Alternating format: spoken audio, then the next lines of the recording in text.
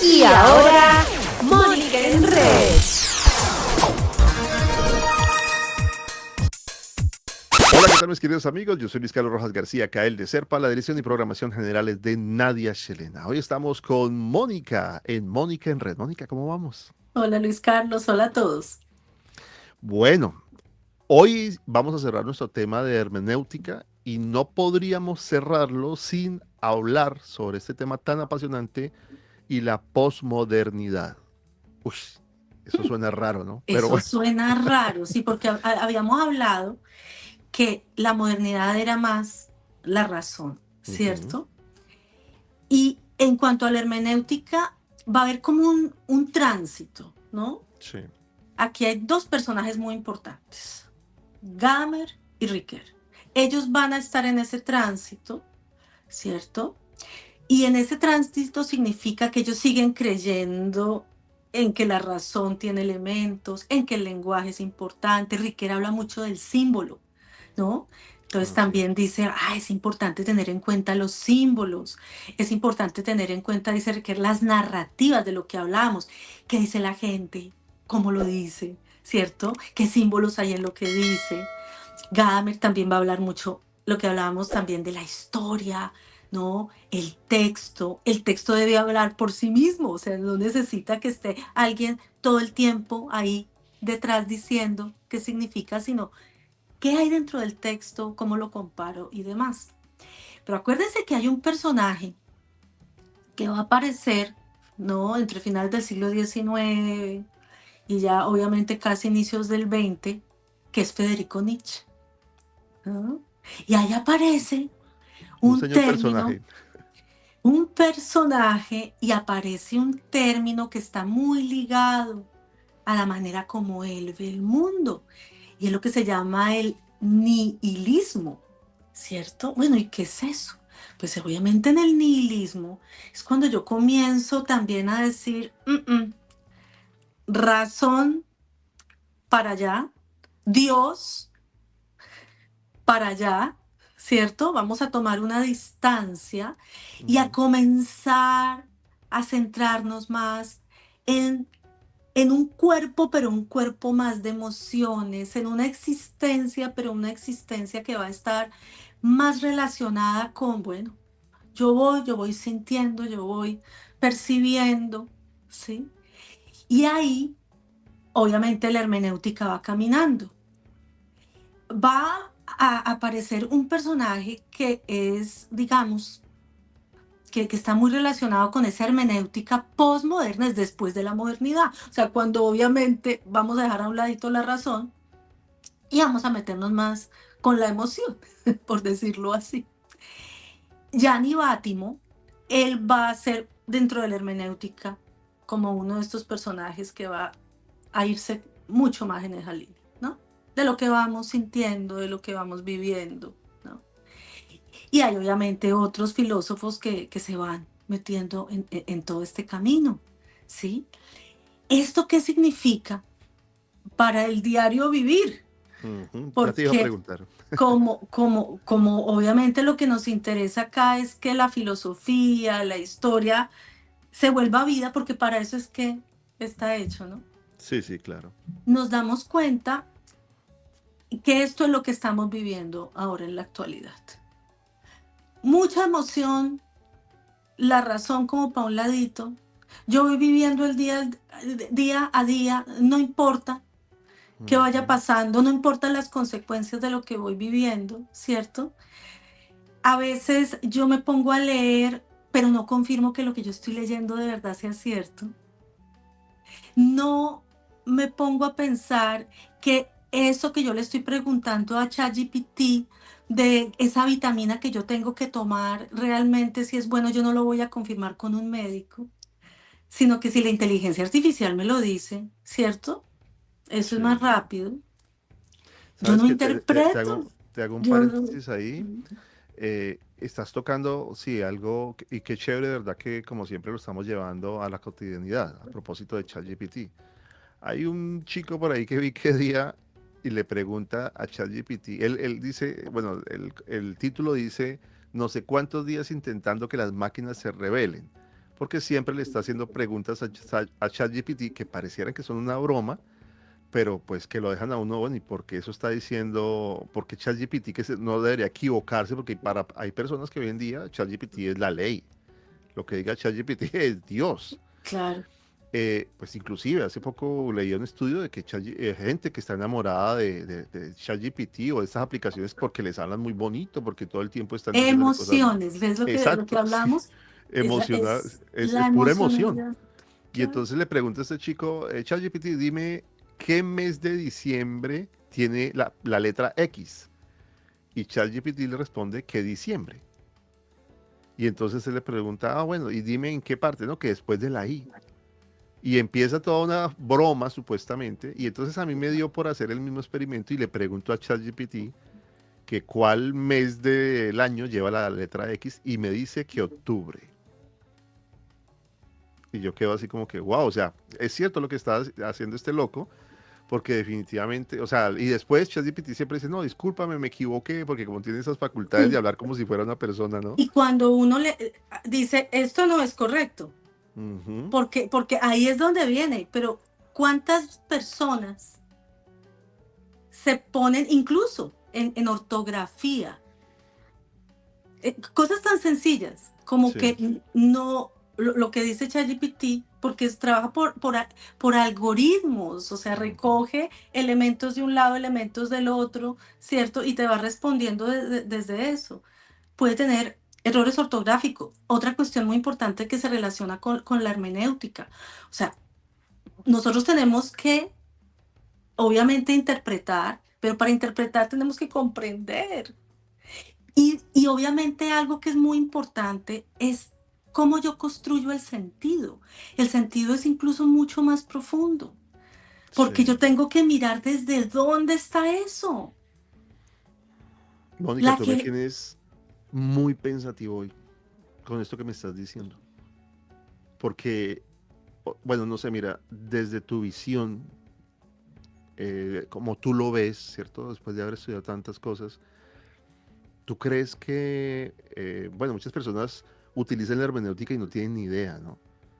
Pero tú o, no, crees que, o lo grave es que no la utiliza. bueno, también si no la utilizan, lo que va, estamos en el mundo, en el momento emocional, como más, del bombardeo emocional más grande. Yo creería que como de todos los tiempos, ¿no crees?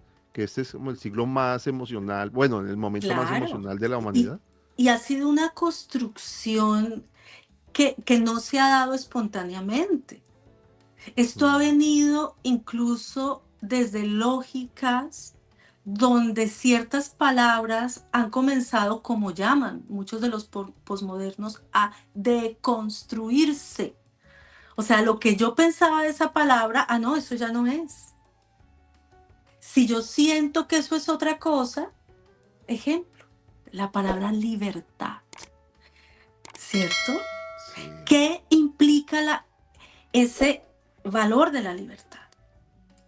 ¿No? Ya obviamente se ha fragmentado tanto que ujú, eso a mí me hace ser libre. Me hace ser libre. ¿Para qué? ¿Por qué? Esa libertad va a afectar a quién. No, es parte de mi libertad. Algo que hablábamos que es muy interesante que tiene que ver con la hermenéutica, que son las narrativas, el lenguaje.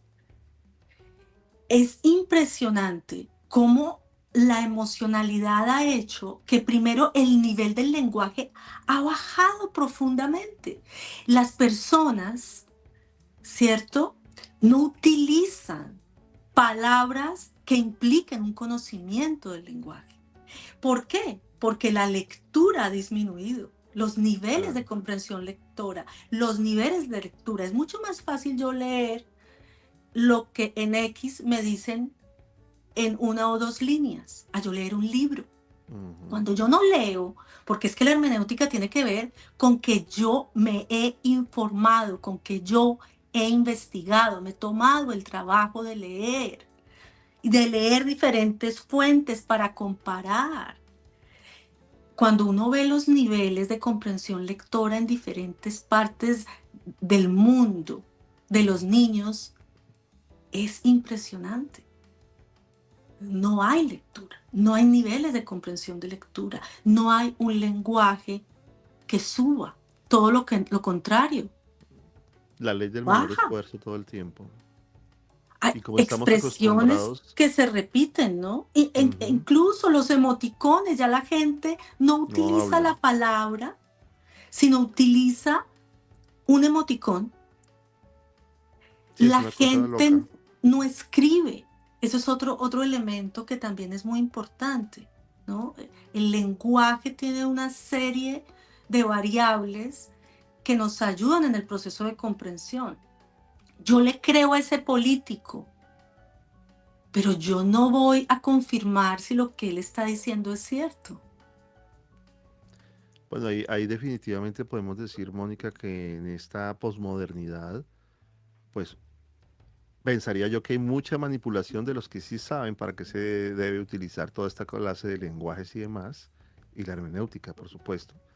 Y también, pues hay un gran número de personas que definitivamente se van a querer dejar manipular todo el tiempo porque sencillamente no les interesa ir un poco más allá.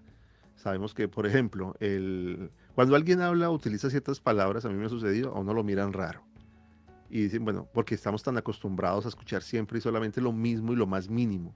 Lo que tú dices, el tema de los emoticones es una cosa de locura. Yo hace poco no tenía ni idea, porque pues tampoco es que uno se las sepa todas, pero hay todo un universo de lenguajes que los jóvenes entienden. Mira, que hace poco un familiar de mi esposa, un chico, cogió su celular y ¿sabes cómo escriben? Cogen el celular y hacen así con los dedos, o sea, ni siquiera teclean ya. Sí, sí, sí. Y ahí les aparece algo, o sea, les aparece una, yo no sé cómo es, no entiendo, esa parte sí no la entendí cómo es que hace, pero él no utilizaba ni siquiera como uno que se toma uno la molestia de poner los signos. Ah, bueno, y esa es la otra, ¿no? Como ya no se utilizan signos de exclamación ni de interrogación, sino que entonces, y lo otro que estos cerebros se están acostumbrando a que entre más cortito, porque eso dice el algoritmo, ¿no? Entre más corta sea la cosa, más visibilidad le va a tener uno para que alguien como que se siente a revisar. Somos muy pocos los que nos quedamos, por ejemplo, una hora escuchando una cátedra de X o Y cosa o buscando información porque todo el mundo quiere algo que pueda verlo en 1 minuto 30 segundos y seguimos con el dedo. Es una Cada cosa. vez hay menos ingreso de personas a las universidades. Hay Ujú, menos personas que quedan en el sistema escolar, ¿no? Pero yo también entonces hago y doy la vuelta. O sea, y es que también, y yo lo vengo diciendo desde hace muchos años, la pedagogía, la hermenéutica, la filosofía, no se ha tomado el trabajo de actualizarse. Esos emoticones que tú estás diciendo generan unas narrativas que nosotros tenemos que conocer e interpretar también. O sea, esas emocionalidades también deben ser interpretadas y nosotros ahí tenemos no solamente la responsabilidad de decir, es terrible lo que pasa, sino qué hay detrás de esto. ujú. Y ahí la pedagogía, ¿no? Y es un poco por lo que hablaremos después, que es como una propuesta muy interesante que sale de esa unión comunicación, cultura, política y pedagogía. Porque es que nos toca cruzar, porque es que es una situación y un mundo complejo, donde no podemos solamente criticar, sino necesitamos interpretar, construir y con todos estos jóvenes Claro. desarrollar procesos conjuntos de construcción colectiva, ¿no? No para darles cátedra. También necesitamos escuchar, es que esa es la otra parte, ese efecto dialógico, lo que hablábamos en la anterior entrevista, que ya se venía desarrollando desde el siglo XVII y XVIII, es la pregunta por el malentendido. Pero ¿cómo se construye ese proceso del consenso si yo no escucho al otro? Sí, claro. Pero No, y escuchar al otro no significa solamente decir, ah, no, perfecto, lo que tú dices está bien, todo vale. No, hay unos mínimos éticos también y hay unos máximos. Sí, claro. ¿sí? Es muy compleja esta situación, pero a la vez yo digo, es maravillosa en el sentido en que tenemos muchos caminos y muchas responsabilidades para poder desarrollar esta propuesta. Te doy un ejemplo interesante y es que hay proyectos pedagógicos que están trabajando esto. O sea, por ejemplo, la pedagogía por proyectos. Luego hablaremos un poquito de esto, que es enseñar a los estudiantes a investigar desde niños. Sí, eso es buenísimo. La pedagogía que obviamente desarrolla procesos más experienciales, Ujú. relacionados más con procesos vitales. Un ejemplo concreto, enseñarle a los muchachos cómo yo puedo abordar ciertos elementos de la realidad, las redes sociales, acompañar a los muchachos, los videojuegos, Sí. ¿cierto? Otro eje interesante, lo que se llama ahora la escuela en casa, el homeschooling, está teniendo un proceso también muy interesante que no es aislar al niño, no, mucha gente cree que el homeschooling es yo aíslo al niño, no, eso tiene una serie de redes que también están desarrollándose desde otras instancias. Yo todo lo veo como una oportunidad, desde el mundo del conocimiento, todo debe verse como una oportunidad para poder construir. Sí, porque a veces, bueno, sí, uno, y igual pues tampoco queremos ser fatalistas, ¿no? Porque es que hoy en día tenemos todas las herramientas. Es que eso es lo increíble del asunto.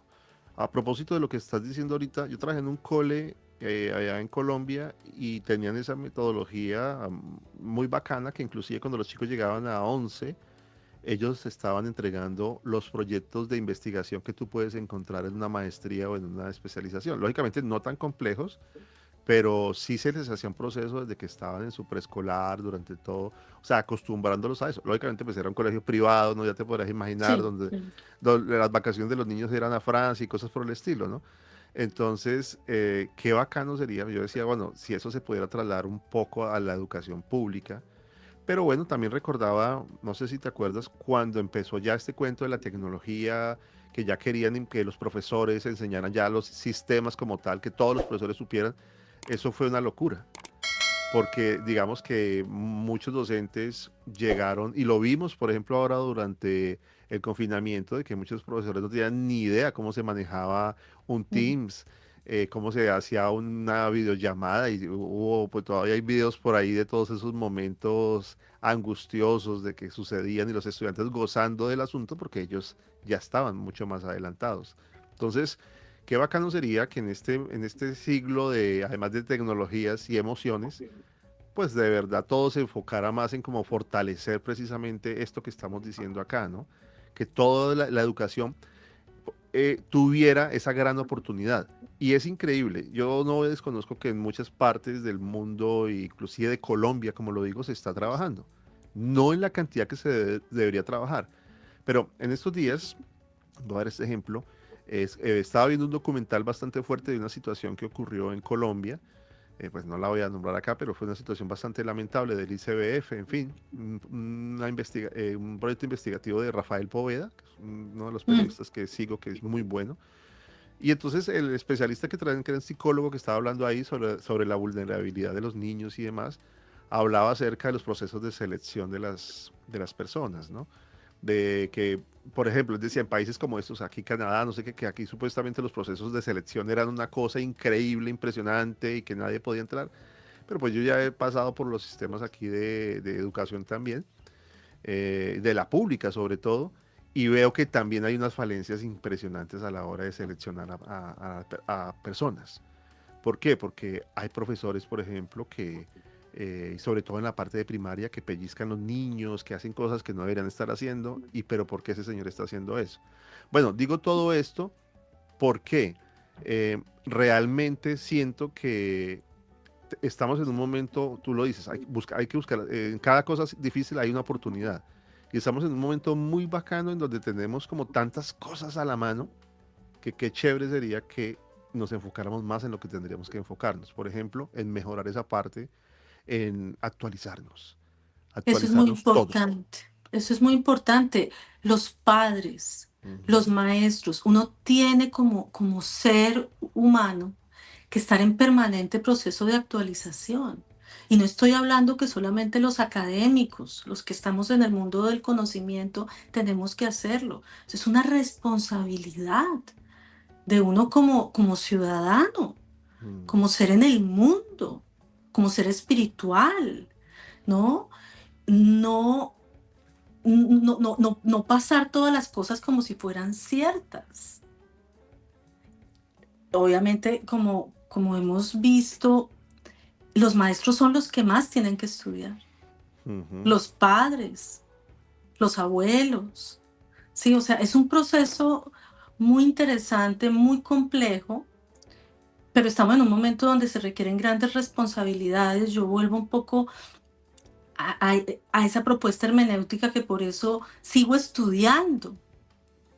Sí, llevo casi 30 años estudiando y cada vez encuentro más y más y más cosas, Es que ¿no? eso es Luego infinito, ¿no? hablaremos, les presentaré pues mi propuesta pedagógica que se llama pedagogía interpretativa, ¿sí? Que lleva pues más de 10 años, digamos, de aplicada, pero que se sigue alimentando. Sí, es que, bueno, Y así realmente es es un maravilloso poco esa porque línea. bueno, cierro con esto, tú me dirás si tienes algo más para decir, pero cierro con esto. O sea, lo bonito de todo esto es que, por ejemplo, cuando uno habla de investigación o cuando uno está en constante actualización, lo bacano es que todo el tiempo va encontrando uno nuevas cosas. Has dicho algo que me parece muy bonito, ¿no? Desde la parte espiritual, ¿cierto? Hasta en eso, uno debe actualizarse, porque uno no se puede quedar con una espiritualidad que de pronto se enseñó en el siglo pasado, por ejemplo, cuando hay otras cosas que nos muestran que podemos tener una comunión muy distinta con el mismo universo. Pero bueno, mi querida Mónica, nos alargamos hoy y me parece rico porque entre más hablamos, como que encontramos más elementos. Y es precisamente lo que estamos diciendo. Y estamos teniendo esta conversación hermenéutica. Con esto pues cerramos este recorrido que hicimos maravilloso contigo. Ya esperamos entonces en nuestra próxima encuentro hablaremos de otras cosas y qué chévere de verdad que podamos compartir este conocimiento con las personas. Vamos a seguir con la hermenéutica, pero la vamos a mirar desde otras perspectivas, ¿no? Pero era importante conocer esa raíz, ¿no? Y vamos a seguir mirando otras perspectivas que nos van a llevar incluso hasta el transhumanismo, el poshumanismo y otros elementos. Uy, eso suena raro. Ah.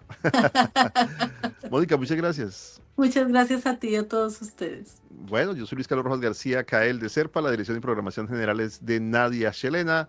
Chao pues, ahí estamos en contacto. Adiós. Somos BK 16 Radio y Televisión.